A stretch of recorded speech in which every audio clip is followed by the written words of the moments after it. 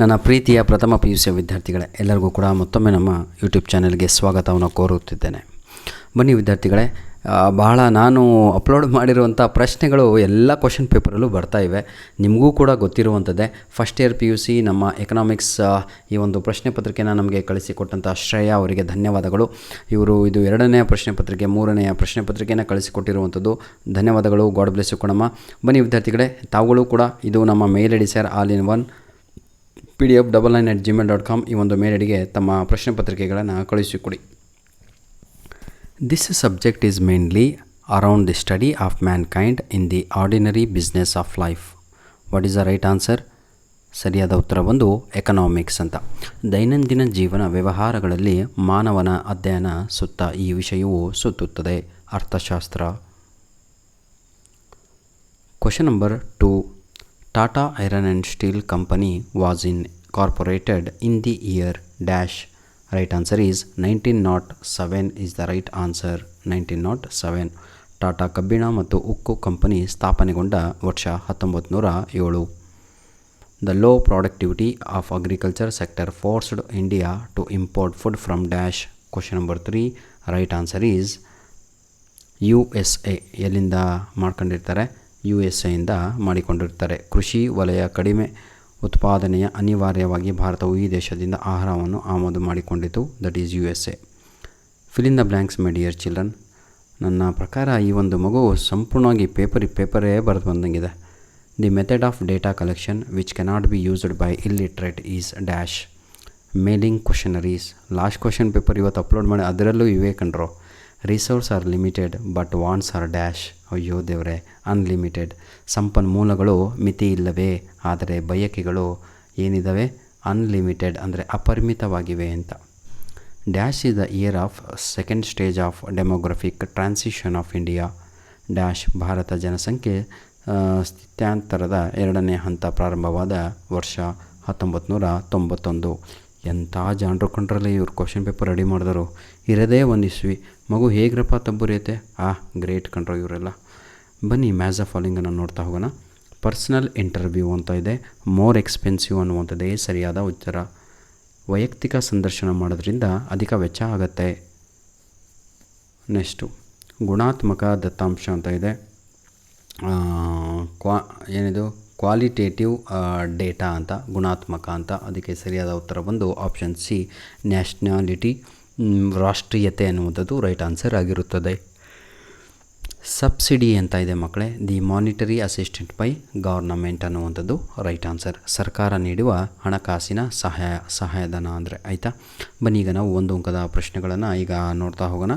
What is economic data ಅಂತ ಇದೆ.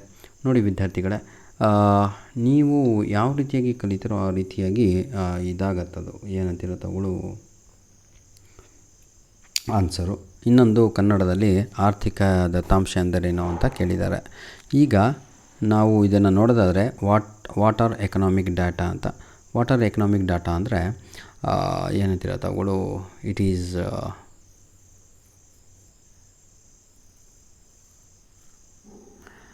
Numerical information or statistics collected to measure and analysis economic activities like price ಆಗಿರ್ಬೋದು, income ಆಗಿರ್ಬೋದು, ಅಥವಾ production ಆಗಿರ್ಬೋದು. I repeat, this economic data refers to numerical information or statistics collected to measure and analyse economic activities. Clear? ಈಗ why did the colonial government ban canal transport ಅಂತ ಇದೆ. ಯಾವ ಕಾರಣಕ್ಕಾಗಿ ಇದನ್ನು ಬ್ಯಾನ್ ಮಾಡಲಾಯಿತು ಅಂತ. ಯಾಕೆ ಅಂತ ಕೇಳಿದರೆ, ಈ ದತ್ತಾಂಶ ಸಂಗ್ರಹಣೆ ಅಂದರೆ ಕನ್ನಡದಲ್ಲಿ ಗೊತ್ತಲ್ವೇನ್ರೋ, ವಿವಿಧ ಚಟುವಟಿಕೆಗಳನ್ನು ಬೆಲೆ, ಆದಾಯ ಅಥವಾ ಲಾಭ ಈ ಬಗ್ಗೆ ಸಂಗ್ರಹಿಸಿದ ಅಂಕಿಅಂಶಗಳ ಮಾಹಿತಿಯನ್ನು ನಾವು ಆರ್ಥಿಕ ದತ್ತಾಂಶ ಅಂತ ಕರಿತೀವಪ್ಪ. ಆಯಿತಾ? ವೈ ಡಿಡ್ ದ ಕೊಲೋನಿಯಲ್, ಆಯಿತಾ, ಇದನ್ನು ವಸಾಹತುಶಾಹಿ ಸರ್ಕಾರವು ಕಾಲುವೆ ಸಾರಿಗೆಯನ್ನು ಏಕೆ ರದ್ದು ಪಡಿಸಿತು ಅಂತ ಇದೆ. Why they did the ban. ಆಯಿತಾ? ಆ ಒಂದು ಇದನ್ನು ಅಂದರೆ ರೀಸನ್ ಇದೆ. ಯಾಕೆ ಬ್ಯಾನ್ ಮಾಡ್ತಾರೆ ಅಂದರೆ, ದಿ ಕೊಲೋನಿಯಲ್ ಗೌರ್ಮೆಂಟ್ ಅಬಂಡನ್ ಅಂದರೆ ban the transport because it proved to be uneconomical and could not complete with the cheaper more efficient. ಆಯಿತಾ? ಚೀಪರು ಆಗಲ್ಲ, ಮೋರ್ ಎಫಿಷಿಯೆಂಟ್ ಆಗಲ್ಲ,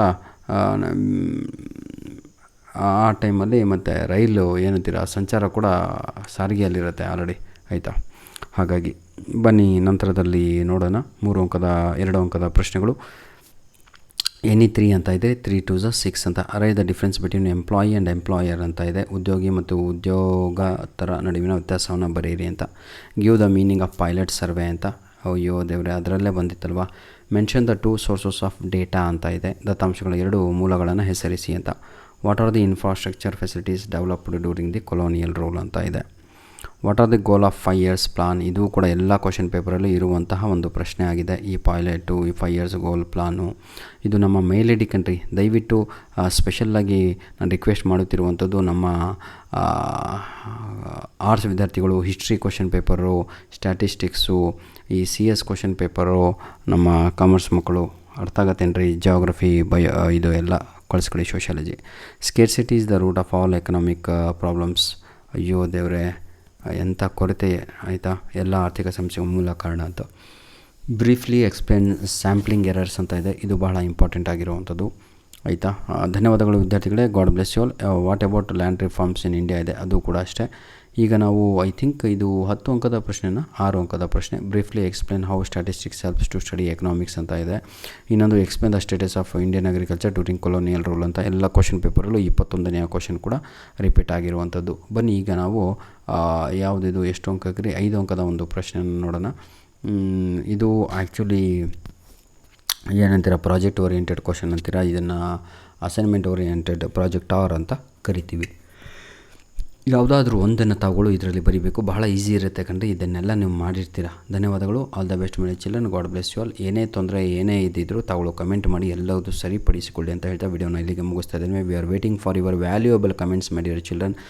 ಪ್ಲೀಸ್ ಒಂದು ಲೈಕ್ ಬಟನು ಹಾಗೂ ನಮ್ಮ ವೀಡಿಯೋಸ್ಗಳನ್ನ ನಿಮ್ಮ ಫ್ರೆಂಡ್ಸ್ಗಳಿಗೆ ಶೇರ್ ಮಾಡೋದನ್ನು ಮರೆಯಬೇಡಿ. ಧನ್ಯವಾದ.